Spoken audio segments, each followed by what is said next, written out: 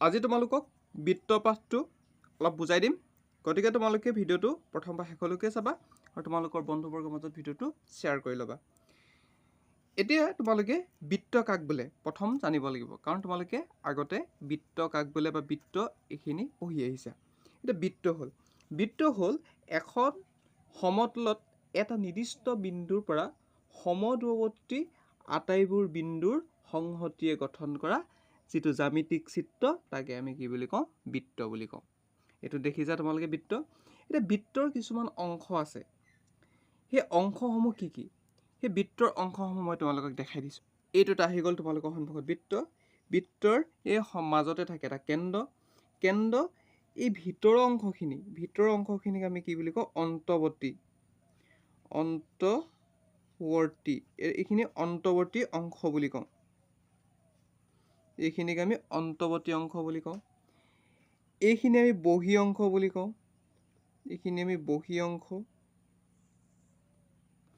আৰু ইয়াক আমি কি বুলি কওঁ? বৃত্ত বুলি কওঁ। এতিয়া বৃত্তৰ কেন্দ্ৰৰ মাজেৰে যিডাল ৰেখা গৈছে বা ৰেখাখণ্ড গৈছে, ইয়াক আমি কি বুলি কওঁ? ব্যাস বুলি কওঁ। আৰু এই বৃত্তৰ এইটো অকেন্দ্ৰীয় বৃত্ত আমি ধৰি লৈছোঁ। এই ইয়াৰ পৰা এইখিনি মানে ব্যাসৰ আধাক আমি কি বুলি ক'ম? ব্যাসাৰ্ধ বুলি ক'ম। আমি ইয়াৰ পৰা ইয়ালৈকে আমি কি বুলি ক'ম? ব্যাসাৰ্ধ বুলি ক'ম। ভালকে তোমালোকে শিকি ল'বা, যিহেতু আগতে পাইছে। এইখিনিৰ পৰা এইখিনিলৈকে আমি কি বুলি কওঁ? ব্যাসাৰ্ধ বুলি কওঁ। এতিয়া এইখিনি কথা তোমালোকে গম পালা। ইয়াৰ পিছত আমি ছেদক, স্পৰ্শক, জিয়া এইখিনিৰ বিষয়ে আমি এই ভিডিঅ'টোত শিকি গৈ থাকিম।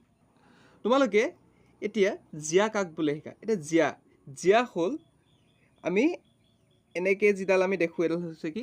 জিয়া হয়। বৃত্তৰ বিভিন্ন ঠাইত আমি এনেকৈ দেখিছোঁ দুটা বিন্দু। এতিয়া বৃত্তস্থৰ যিকোনো দুটা বিন্দু সংযোগী ৰেখাখণ্ডক আমি কি বুলি কওঁ? জিয়া বুলি কওঁ। এতিয়া আমি যদি চাওঁ, এতিয়া এডালক যদি এ বুলি ধৰোঁ, এডালক যদি বি বুলি ধৰোঁ, এ বি এডাল কি হ'বগৈ? জিয়া হ'ব। এতিয়া বৃত্তৰ ছেদক কাক কয়? আমি সেইটো শিকিম, ছেদক। এতিয়া এটা বৃত্তক দুটা নিৰ্দিষ্ট বিন্দুত ছেদ কৰা ৰেখাডালক আমি কি বুলি কওঁ? বৃত্তৰ ছেদক বুলি কওঁ। এতিয়া এনেকৈ যদি বৃত্তটোক যদি কাটি দিয়ে, এইডালক আমি কি বুলি ক'ম? ছেদক বুলি কওঁ। ইয়াৰ নামটো কি হয়? ছেদক। ইয়াৰ পিছত তোমালোকে শিকিব লাগিব স্পৰ্শক কাক কয়? এতিয়া স্পৰ্শক হ'ল যি সৰল ৰেখাই বৃত্তৰ পৰিধিত মাত্ৰ এটা বিন্দুত স্পৰ্শ কৰে, তাক আমি কি বুলি কওঁ? স্পৰ্শক বুলি কওঁ। ধৰি লোৱা এইটো এটা বিন্দু, ইয়াক যদি এটা বিন্দুত যদি কাটিছে, ইয়াক আমি কি বুলি ক'ম? এইডালক কি বুলি ক'ম? স্পৰ্শক বুলি কওঁ। স্পৰ্শক। মই লিখি দিছোঁ ধুনীয়াকৈ, তোমালোকে নোট কৰি ল'বা। মই কৈও দিছোঁ, এইখিনিও তোমালোকে নোট কৰি ল'বা। বৃত্তৰ বিষয়ে তোমালোকে প্ৰথম মৌলিক ইমানখিনি কথাই তোমালোকে জানিব লাগিব। এতিয়া আমি শিকিম ঐক্যকেন্দ্ৰিক বৃত্ত। এতিয়া ঐক্যকেন্দ্ৰিক বৃত্ত হ'ল একেটাই কেন্দ্ৰ আৰু বেলেগ বেলেগ ব্যাসাৰ্ধ যদি থাকে, তাক আমি কি বুলি কওঁ? ঐক্যকেন্দ্ৰিক বৃত্ত বুলি কওঁ। ধৰি লোৱা এতিয়া ইয়াৰ ব্যাসাৰ্ধ এতিয়া ঔ এইফালে ধৰি লোৱা এ আৰু এইফালে ধৰিছোঁ বি। এতিয়া ঔ এ এটা বেলেগ ব্যাসাৰ্ধ আৰু ঔ বি এটা বেলেগ ব্যাসাৰ্ধ। এনে ক্ষেত্ৰত আমি ইয়াক কি বুলি কওঁ? ইয়াক ঐক্যকেন্দ্ৰিক বৃত্ত বুলি কওঁ। এতিয়া ঐক্যকেন্দ্ৰিক বৃত্তৰ পিছত আমি শিকিব লাগিব পৰিবৃত্ত। এতিয়া পৰিবৃত্তনো কেনেকুৱা হয়? এতিয়া আমি পৰিবৃত্ত কথা শিকিম। নামটো কি? এইটো পৰিবৃত্ত। এতিয়া আমি ঐক্যকেন্দ্ৰিকৰ পিছত আমি পৰিবৃত্ত শিকিছোঁ। এতিয়া পৰিবৃত্ত চোৱা, যদি এতিয়া এটা বস্তু চাবা দেই, পি কিউ আৰ এটা যদি ত্ৰিভুজ হয়, তেন্তে ত্ৰিভুজটোৰ পি কিউ আৰ এইকেইটা হ'ব শীৰ্ষবিন্দু। এই শীৰ্ষবিন্দুৰ তিনিটাৰ পৰা অংকন কৰিব পৰা একক বৃত্তটোক আমি কি বুলি ক'ম? পৰিবৃত্ত বুলি ক'ম। ইয়াত ঔ হৈছে পৰিবৃত্ত। এতিয়া ঔটোক আমি পৰিবৃত্ত বুলি কওঁ।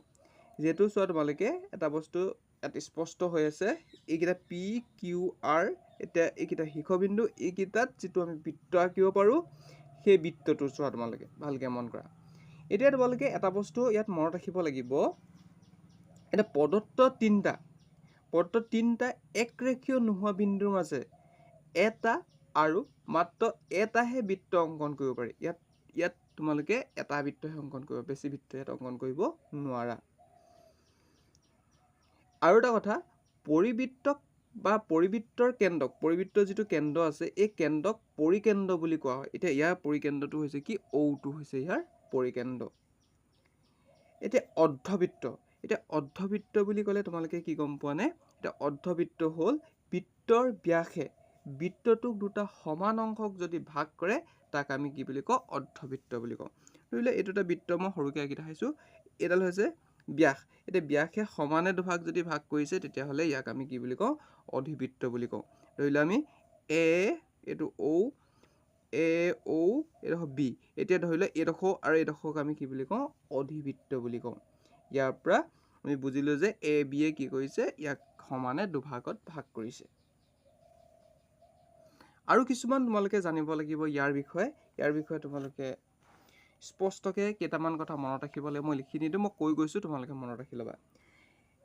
এডাল স্পৰ্শকে বৃত্তক মাত্ৰ এটা বিন্দুতহে ছেদ কৰিব পাৰে, আৰু বৃত্তৰ এটা বিন্দুত মাত্ৰ এডাল স্পৰ্শক আমি আঁকিব পাৰোঁ।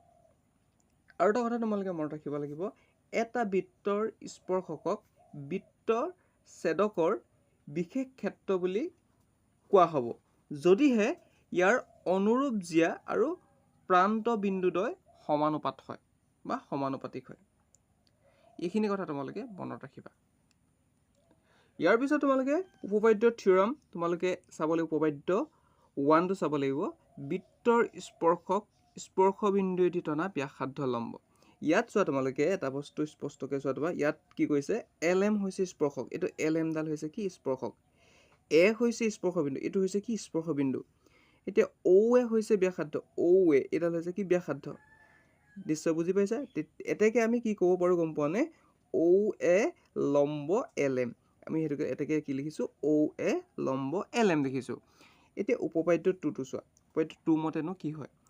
কোনো বহিষ্ঠ বিন্দুৰ পৰা বৃত্ত এটালৈ টনা স্পৰ্শকদ্বয় মানে স্পৰ্শক দুডাল দৈৰ্ঘ্যৰ কি হৈছে? সমান হয়। এতিয়া এইটো হৈছে বহিষ্ঠ বিন্দু P2 হৈছে বহিষ্ঠ বিন্দু। ইয়াত লিখি দিয়া আছে, ইয়াত বহিষ্ঠ বিন্দু Pৰ পৰা Q আৰু R বিন্দুত ক্ৰমে PQ আৰু PR স্পৰ্শক। এতিয়া চোৱা, PQ আৰু PR এইকেইডাল হৈছে কি? স্পৰ্শক। এতেকে আমি কি ক'ব পাৰোঁ? PQ সমান কি ক'ব পাৰোঁ? PR। এইটো আমি মনত ৰাখি ল'ব লাগিব। এতিয়া অনুশীলনী 10.1ত কি কৈছে চোৱা, এটা বৃত্তৰ কিমানবোৰ স্পৰ্শক থাকিব পাৰে? এটা বৃত্তৰ অসংখ্য স্পৰ্শক থাকিব পাৰে।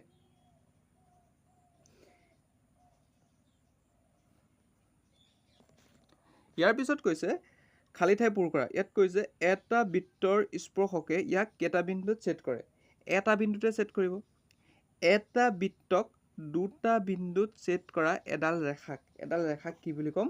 বৃত্তৰ ছেদক। মই অলপ আগত দেখাইছোঁ, দুটা বিন্দুত যদি ছেদ কৰে তাক আমি কি বুলি কওঁ? ছেদক বুলি কওঁ। এটা বিন্দুত হ'লে কি হয়? ইয়াক স্পৰ্শক বুলি কওঁ। ইয়াত কৈছে এটা বৃত্তৰ বৰ বেছি সমান্তৰাল স্পৰ্শক থাকিব পাৰে। এতিয়া এটা বৃত্তত বেছিকৈ হ'লে মাত্ৰ দুডালহে স্পৰ্শক থাকিব পাৰে, যিকেইডাল সমান হ'ব।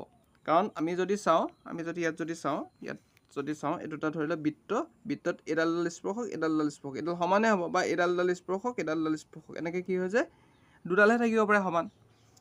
নিশ্চয় বুজি পালা? এতিয়া ইয়াৰ পিছত কৈছে এটা বৃত্তৰ এডাল স্পৰ্শক আৰু বৃত্তটোৰ উমৈহতীয়া বিন্দুটোক আমি কি বুলি কওঁ? স্পৰ্শ বিন্দু বুলি কওঁ। এইখিনি তোমালোকে চাই ল'বা ভালকৈ আৰু নোট কৰি ল'বা।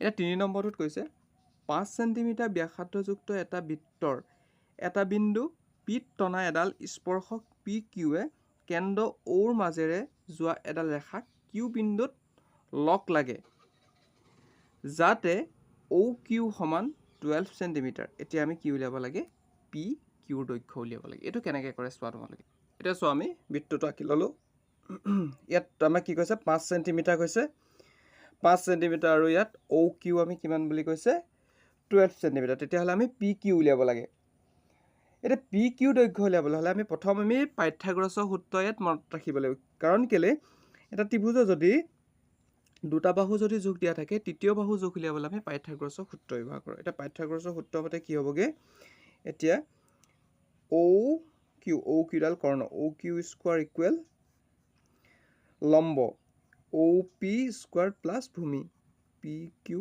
স্কোৱাৰ এতিয়া আমি অ' কিউ ফালে যদি স্কোৱাৰটো উঠাই দিওঁ এইফালে কি আহি যাব ৰুট অভাৰ আহি যাব O' P square plus P Q square আৰু এটা কথা তোমালোকে মনত ৰাখিব পাৰা তোমালোকে কৰিব পাৰা যিহেতু আমাক কি উলিয়াবলৈ কৈছে পি কিউ উলিয়াবলৈ কৈছে গতিকে আমি কি কৰিব পাৰোঁ ইয়াৰ পৰা এনেকৈ বনাই ল'ব পাৰোঁ পি কিউ ইকুৱেল অ' কিউ স্কুৱেৰ মাইনাছ তাৰপিছত আছিলে কি অ' পি স্কুৱেৰ এইখিনি আমি ইয়াৰ পৰা আমি বনাই ল'ব পাৰোঁ এতিয়া চোৱা পি কিউ ইকুৱেল ইয়াত থাকিলে অ' কিউ কিমান আছিলে 12 স্কুৱেৰ হ'ব মাইনাছ 5 স্কুৱেৰ হ'ব এতিয়া আমি পি কিউ ইকুৱেল 12 144 মাইনাছ 5 গুণ 25